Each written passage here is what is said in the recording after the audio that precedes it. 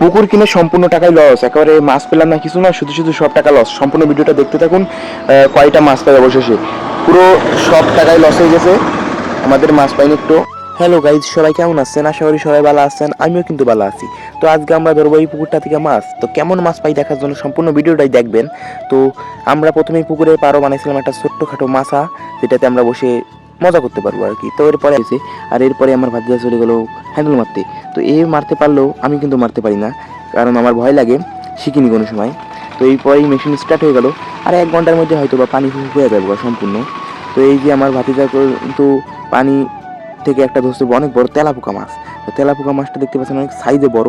আমার ভাতিজা এই মাছ না আরও কয়েকটা মাছ ধরছে, যে বালতিতে করে নিয়ে এসে দেখতে পাচ্ছেন ধুয়েছে।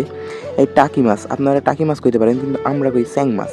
তো এরপরেই আমার ভাতিজা চলে গেল আরেকটা জায়গায়, যে জায়গায় পানি একটু কম ছিল, সেই জায়গায় পানি শুকাই যাওয়ার পরে সেই জায়গা থেকে স্যাং মাছ ধরছিল। তো স্যাং মাছগুলো ধরে ধরে সব এই বালতিতে রাখছিল, আমিও পা দিয়ে একটু নাড়াচাড়া করে দিতেছিলাম। কাদার ভেতরে অনেক মাছ ছিল। সত্যি বলতে মাছ ধরা আমার নেশা, প্রচুর মাছ ধরতে পারি। তো মাছ আর সম্পূর্ণ ভিডিওটা আমি ভালো করে করতে পারিনি, কারণ মাছ ধরতে আমি নিজে লেগে গেছিলাম। পরে এই জায়গার পানিগুলি ছিল, পরে দেখলাম অনেক পুঁটি মাছ। তো আমরা ভাবলাম একটা নেট টানা দিই। তো নেট টানা দেওয়ার শেষে আর ভাল লাগছিল না, পরে পানি সম্পূর্ণ শেষে মাছ ধরা শুরু করে দিলাম। তো এই জায়গায় ভালোই মাছ পাইছি, খারাপ না। আর কাদা ছিল, প্রচুর কাদা ছিল, প্রায় হাঁটুর বেশি কাদা ছিল।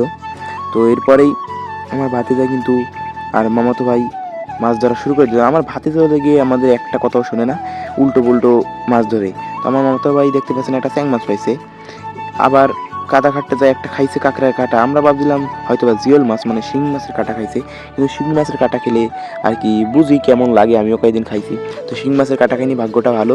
তো একটা ক্যাঁকড়ায় কামড় মাছ ছিল, যেই ক্যাঁকড়াটাকেও ধরে আবার পরে হাত পা ভেঙে দেখতে পাচ্ছেন কী করছে। আমরা এরকম মজা করি ক্যাঁকড়া দিয়ে, আগে ছোটোবেলায় হাত পা ভেঙে ক্যাঁকড়া হাতে করে রাখতাম, খেলা করতাম, মজা লাগে এমনি। এরপরে আমার মামাতো ভাই এরা মাছ ধরছিল সবাই মিলে। এরপরে আমরা কিন্তু অনেক মাছ পাইছি, আমিও মাছ ধরছি কোলে। মোট আমরা পুঁটি মাছ পাইছিলাম 10 কেজি 12 কেজি। তো পুঁটি মাছ নেওয়ার সাথে সাথে আমার মনে করেন বাড়িতে যে খালারা ছিল এবং মারা ছিল, তারা কুটে ফেলছে। আসলে হচ্ছে গিয়ে পুকুরটা আমরা কিনিনি, পুকুরটা হচ্ছে আমার খালাদের পুকুর। তো আমরা ভাবছিলাম তেলের দাম উঠবে না, কিন্তু পরে দেখছি না, মাশাআল্লাহ দিলে অনেক ভালো মাছ হয়েছে। আমার মারা খালারা সঙ্গে সঙ্গে পুঁটি মাছ কুটে ফেলছে, যেহেতু পুঁটি মাছ নরম হয়ে যায়, তাই পুঁটি মাছগুলো দেখাতে পারিনি। 10-12 কেজির মতো পুঁটি মাছ হইলো, এবং এরকম জিওল আর কই মাছ হইলো 10 কেজি মতো, এবং শোল মাছ পাইলাম 15টা, এই 10টা মতো। এবং দেখতে পাচ্ছেন কই মাছগুলো কিন্তু মাশাআল্লাহ দিলে অনেক ভালোই সাইজ। এই কই মাছগুলো আমরাই চাচ্ছিলাম যখন পুকুর ডুবে গেছিলো পানিতে। তো এরপরে আমরা এই বড় হাড়িটার ভিতরে অনেক কটা শোল মাছ আছে, তো সবার ভাগে একটা করে পড়েছে আর কি শোল মাছ। আমাদের যাই হোক, আমাদের খালাদের বাড়ি আমার মামাদের বাড়ি সব এক গ্রামে, পাশাপাশি, বেশি দূরে না। তো এই যে আমার ভাতিজার অবস্থা দেখতে পাচ্ছেন, কাদায় কিন্তু একেবারে, মানে কাদায় মনে হচ্ছে ডুব দিয়েছে। তো এগুলো আমরা পরে জিওল মাছ ধরছিলাম, এই যে সুন্দর বড় বড় সাইজের জিওল। যদিও মাছ অনেক রয়ে গেছিলো, আমরা শেষ করতে পারিনি, শীতকাল ছিল, ঠান্ডা লাগছিলো, উঠে গেছি। দুপুর একটা পর্যন্ত মাছ ধরছি। আর এই যে আমার একটা ভাই, সেই হাসি, তো এর ভিডিও বানাইছি। তো মাছ ধরতে অনেক মজা, মাছ ধরার মজা যারা গ্রামে থাকছে, কাদায় নেমে মাছ ধরছে, তারাই জানে মাছ ধরার মজা কি। এই যে মাছ ধরা মনে করেন সারাদিন ধরলেও কষ্ট হয় না।